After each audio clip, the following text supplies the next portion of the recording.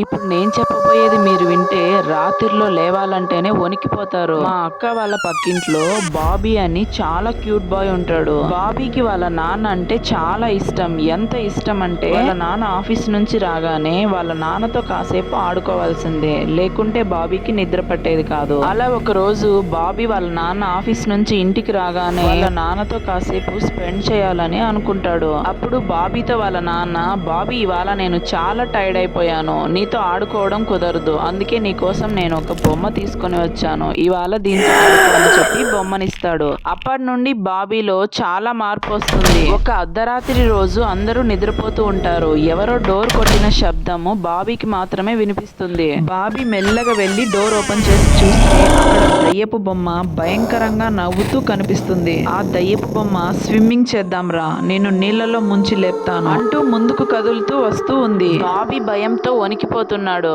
అప్పుడే బాబీకి వాళ్ళ నాయనమ్మ చెప్పే రూపాన్ని మార్చుకునే దయ్యం గుర్తుకొచ్చి చాలా భయమేస్తుంది. గట్టిగా అరిచి స్పృహ కోల్పోతాడు. ఆ తర్వాత బొమ్మను పడేసాకే బాబీ ఇప్పుడు నార్మల్ అయ్యాడు. వీడియోని లైక్ చేసి ఇలాంటి రియల్ ఇన్సిడెంట్స్ కోసం ఛానల్ ని సబ్స్క్రైబ్ చేసి పెట్టుకోండి.